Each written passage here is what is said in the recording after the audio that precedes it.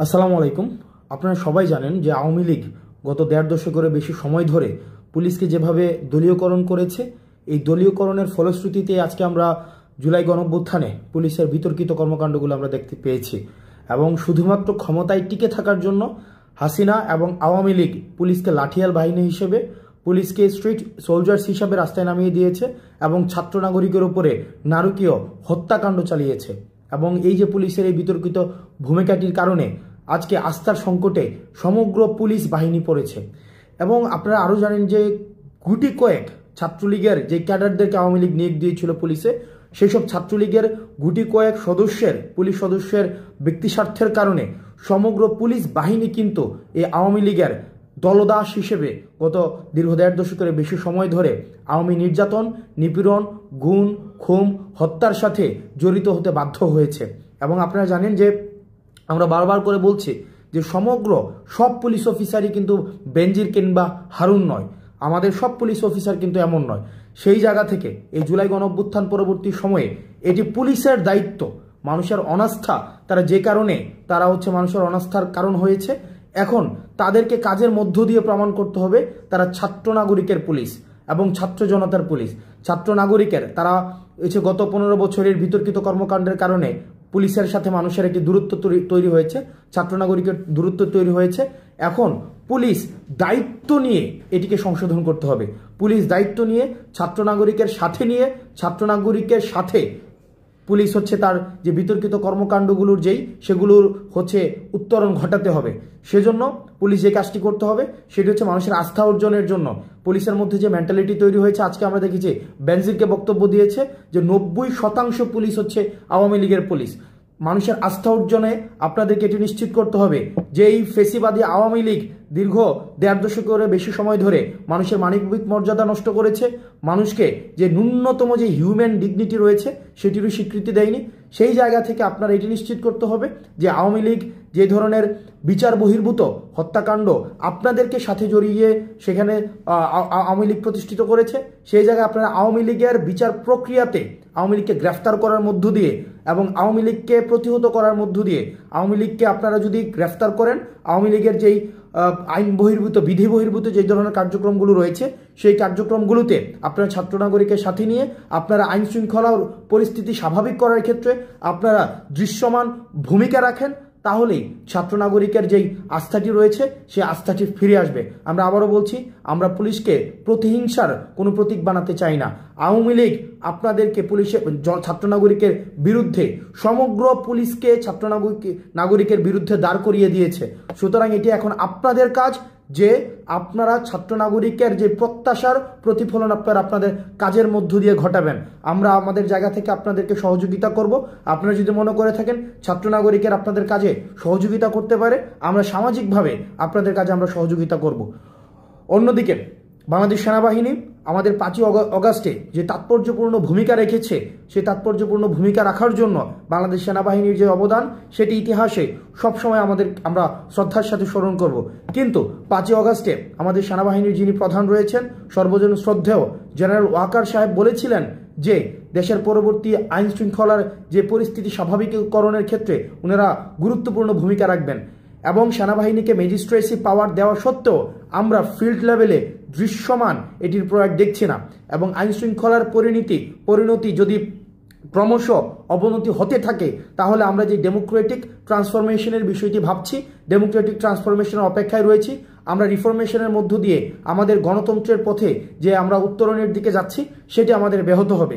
সেজন্য আমাদের সেনাবাহিনীর প্রতি আহ্বান থাকবে প্রান্তিক পর্যায় থেকে সমগ্র বাংলাদেশে আপনাদের দৃশ্যমান আমরা পদক্ষেপ আপনাদের দেখতে চাই। এবং আইন শৃঙ্খলা স্বাভাবিকীকরণের ক্ষেত্রে ছাত্র নাগরিককে সাথে নিয়ে আমরা এই নিশ্চয়তা দিচ্ছি, আমরা পরবর্তী বাংলাদেশ বিনির্মাণের ক্ষেত্রে আমরা ছাত্র নাগরিকদের সাথে নিয়ে আপনাদের যে পরবর্তী পদক্ষেপ রয়েছে আইন শৃঙ্খলা স্বাভাবিকীকরণের ক্ষেত্রে, সেক্ষেত্রে আপনারা দৃশ্যমান পদক্ষেপ নেবেন। এবং আপনাদের যে ম্যাজিস্ট্রেসি পাওয়ার দেওয়া হয়েছে সেটি দৃশ্যমান আমরা প্রয়োগ দেখতে চাই। এবং আমরা দেশের সাধারণ মানুষকে বলতে চাই যে দেশের সেনাবাহিনী, পুলিশ এটি রাষ্ট্রের একটি গুরুত্বপূর্ণ উপাদান, তারা আমাদের প্রতিযোগী নয়। এই সংস্থাগুলো আমাদের সহযোগী এবং বিদেশি ইন্ধনে বিদেশ থেকে বা আমাদের পার্শ্ববর্তী যে দেশগুলো রয়েছে সবসময় চাইবে এই প্রতিষ্ঠানগুলো যদি দুর্বল হিসেবে প্রমাণিত করা যায়, তাহলেই আমাদের বাংলাদেশের বা আমাদের এই যে ভূখণ্ডের দখলদারিত্বের ক্ষেত্রে, আমাদের পূর্ণাঙ্গ দখলের ক্ষেত্রে আমাদের যে পার্শ্ববর্তী দেশের যেই প্রভাব তত বেশি বিস্তার করতে পারবে। সেজন্য আমাদের প্রতিষ্ঠানগুলোকে শক্তিশালী করতে হবে এবং প্রতিষ্ঠানগুলোকে দুর্বল করার ক্ষেত্রে যত ধরনের ষড়যন্ত্রই আওয়ামী লীগ থেকে করা হোক না কেন, সেগুলো আমরা অবশ্যই সেগুলোর বিরুদ্ধে আমাদের সবসময় আমাদের সর্বাবস্থান থাকবে। বাংলাদেশ সেনাবাহিনী এবং পুলিশের প্রতি আহ্বান থাকবে যে আওয়ামী লীগীকরণ করা হয়েছে, দলীয়করণ করা হয়েছে, সেই জায়গা থেকে আপনারা সেই জায়গার মনস্তাত্ত্বিক উত্তরণ আপনাদেরকে ঘটাতে হবে এবং এটি আপনাদের মনস্তাত্ত্বিকভাবে এটিকে আপনাদেরকে এই জিনিসটিকে আপনাকে অ্যাকনোলেজ করতে হবে যে আমরা ফেসিবাদ উত্তর বাংলাদেশে আমরা বসবাস করছি এবং এই পোস্ট যে এই রেজিম সিচুয়েশনে আপনাদেরকে ছাত্র নাগরিককে সাথে নিয়েই পরবর্তী বাংলাদেশ বিনির্মাণ করতে হবে। আমরা আপনাদেরকে সহযোগিতা করতে চাই। আমরা চাই বাংলাদেশ স্থিতিশীল হোক। আমরা চাই আমাদের বাংলাদেশের প্রত্যেকটি মানুষ সাম্য, মানবিক মর্যাদা এবং সুবিচারের সাথে বাংলাদেশে বেঁচে থাকুক। আসসালামু আলাইকুম। এখানে যে একটা বিষয় যে আমরা যেটা বারবার বলছি যে ছাত্ররা স্বাধীনভাবে আসলে রাজনৈতিক কার্যক্রম করতে হবে তাদেরকে, এবং সেক্ষেত্রে রাজনৈতিক দলগুলোর কিন্তু সবচেয়ে বেশি ভূমিকা রাখতে হবে এবং এই মুহূর্তে তাদের এই কমিটমেন্টটা ছাত্রদের কাছে করতে হবে যে একটা ছাত্র সংগঠনকে কি তারা কেবল তাদের দলীয় কাজে লেজুর হিসেবে ব্যবহার করবে নাকি স্বাধীনভাবে তাদের ক্যাম্পাসগুলোতে শিক্ষার্থীদের পক্ষে কাজ করার সুযোগ করে দেবেন, 1 নাম্বার। 2 নাম্বার হচ্ছে ছাত্র রাজনীতি বা ছাত্র নেতৃত্বের বিকাশের প্রধানতম জায়গাটা কিন্তু ছাত্র সংসদ নির্বাচন, এবং আমরা কিন্তু 90-এর ডাকসুর কথাও শুনেছি, এবং কিন্তু 90-এর পরে বিএনপি যখন ক্ষমতায় আসলো তখন কিন্তু ছাত্র সংসদ নির্বাচন আমরা দেখতে পেলাম না, এবং যার ধারাবাহিকতা আওয়ামী লীগে রেখেছে, এবং 28 বছর কিন্তু ডাকসু নির্বাচন ছিল না। ডাকসু নির্বাচন ছাড়া, ছাত্র সংসদ ছাড়া কিন্তু আপনি কোনো ছাত্র রাজনীতি আসলে কল্পনা যে ছাত্র রাজনীতি সেটা আসলে সঠিক নেতৃত্ব চর্চাটা হয় না। তো ছাত্র সংসদ এই নির্বাচনটা আসলে এই বিএনপি যদি ক্ষমতায় আসে তারা এটা অব্যাহত রাখবে কিনা বা তারা পূর্বে এটি রাখেনি কেন, এই বিষয়টি আমি তার কাছে জানতে চাচ্ছি। আর দ্বিতীয়ত আপনি যে বিষয়টা বললেন, এখানে বৈষম্যবিরোধী আন্দোলনের পক্ষ থেকে বা আমাদের কারো পক্ষ থেকে কিন্তু রাজনৈতিক দল করার কথা বলা হয়নি, এবং এটি আরো স্পষ্ট করছি, আমরা দুইজন যারা এখানে সরকারে এসেছি তাদের সাথেও কিন্তু বৈষম্যবিরোধী আন্দোলনে একটা তফাৎ ঘটে গেছে, এবং আমরা কিন্তু তাদের সাংগঠনিক কার্যক্রমে এই মুহূর্তে যুক্ত থাকছি না, কারণ আমরা সরকারের কাজে মনোনিবেশ করছি। বৈষম্যবিরোধী ছাত্র আন্দোলন তার যে দাবি দেওয়া, তার 1 দফা 9 দফা এগুলো কিন্তু এখনো পূরণ হয়নি, হত্যার বিচার হয় নাই, আহত এবং শহীদ পরিবারদেরকে এখনো সহযোগিতা পৌঁছানো যায় না, তারা কিন্তু সেই দাবিগুলো নিয়ে কাজ করছে। সেটার জন্য বৈষম্যবিরোধী আন্দোলন দেশ পুনর্গঠনে ছাত্রদের জায়গা থেকে কাজ করছে, এবং সারা দেশে যে শিক্ষার্থীরা আন্দোলন করছে তাদের সাথে একটা মত বিনিময়, তারা কি ভাবছে সেই জায়গাতে কিন্তু তারা আমাকে একটু সাহায্য করবেন। প্রথম কথা হচ্ছে যে আপনি বলছেন যে আপনি এবং জনাব আসিফ এবং আমি ধরে নিচ্ছি যে জনাব মাহফুজও, তাহলে আপনারা বৈষম্য বিরোধী ছাত্র আন্দোলনের সাথে আপনারা একটু দূরত্ব মেনটেন করছেন, অর্থাৎ আপনারা সরকারে আছেন, বৈষম্য বিরোধী ছাত্র আন্দোলনের যে সমন্বয়কদের যে কাজ, তাদের যে এর সাথে আপনাদের সম্পর্ক এখন একটু দূরবর্তী, মানে ডে টু ডে অপারেশন কোনটা নাই। জি আচ্ছা, বৈষম্যবিরোধী ছাত্র আন্দোলন কোন সরকার দলীয় কিন্তু প্ল্যাটফর্ম না, আসলে এটি একটি স্বতন্ত্র প্ল্যাটফর্ম, অভ্যুত্থান নেতৃত্বদানকারী প্ল্যাটফর্ম, এবং অভ্যুত্থানের আকাঙ্ক্ষা বাস্তবায়নে তারা কাজ করছে, এবং খুব শীঘ্রই হয়তো বৈষম্যবিরোধী আন্দোলন পুনর্গঠিত হবে, সেখানে হয়তো আমরা তো থাকবো না, আমরা এখন থেকেই নাই, আমরা কিন্তু কোনো সাংগঠনিক কার্যক্রমে অংশগ্রহণ করছি না। কিন্তু জনাব নাহিদ ইসলাম, আপনি অনুষ্ঠান শুরুর আগে আমি আর এনি ভাই আলোচনা করছিলাম আপনার সাথে, আপনি এখনো মাত্রই শিক্ষা জীবন হয়তো আপনার শেষের পথে বা শেষ আপনি করছেন, মানে আপনি যদি আরো বেশি পড়াশোনা করেন সেটা তো আপনি করতেই পারবেন, কিন্তু তাহলে আপনার বা আসিফ মাহমুদের বা জনাব মাহফুজের, জনাব আসিফ মাহমুদের তাদের ভবিষ্যৎ কি? মানে তারা আপনারা কি করবেন? মানে আপনারা তো রাজনীতিই করবেন তাই না? মানে আপনারা তো চাকরি বাকরি করতে পারবেন না, পারবেন কি জানি না, চাকরি বাকরি করতে পারবো কিনা। আমরা দেখেন, আমার ব্যক্তিগতভাবে আমি কিন্তু রাজনৈতিক আকাঙ্ক্ষা ছিল দেখে আমরা ছাত্র সংগঠন গড়ে তুলেছি এবং ক্যাম্পাসে কাজ করেছি, ফলে সেই রাজনৈতিক আকাঙ্ক্ষা কিন্তু আমাদের আছে। তবে রাজনীতি কিন্তু কোনো একক সিদ্ধান্ত নয়, আমি ব্যক্তিগতভাবে কোনো সিদ্ধান্ত নিতে পারি না। আমরা এখন রাজনৈতিক দলকে কোনো প্রাধান্য দিচ্ছি না, এটি আমাদের কোনো কাজ না। আমাদের এখন প্রধান কাজ হচ্ছে এই যে দেশ পুনর্গঠন, সরকারের থেকে এবং সরকারের বাইরে যারা আছে সকলে মিলে দেশ পুনর্গঠনে কাজ করে এবং সকলকে সহযোগিতা করে, আমরা সেটিকে সর্বাধিক গুরুত্ব দিচ্ছি। রাষ্ট্র সংস্কারে যে কাজটাকে সফল করে আমরা যাতে গণতান্ত্রিক রূপান্তর করতে পারি। পরবর্তীতে আমাদের এই দায়িত্ব শেষ হলে, নির্বাচন আসলে সেই সময় আমরা হয়তো সেই বিষয়ে একটা সিদ্ধান্ত নিব, কিন্তু আমরা এই বিষয়ে এখন কোনো সিদ্ধান্ত নিচ্ছি না, সেই উদ্দেশ্যে কোনো কার্যক্রম করছি না। তবে আমরা এখানে বৈষম্যবিরোধী ছাত্র আন্দোলন সংগঠিত করতে চাচ্ছি শিক্ষার্থীদের, কারণ আমরা মনে করছি যে এখনো আসলে আমাদের ভয়ের জায়গাটা কাটেনি।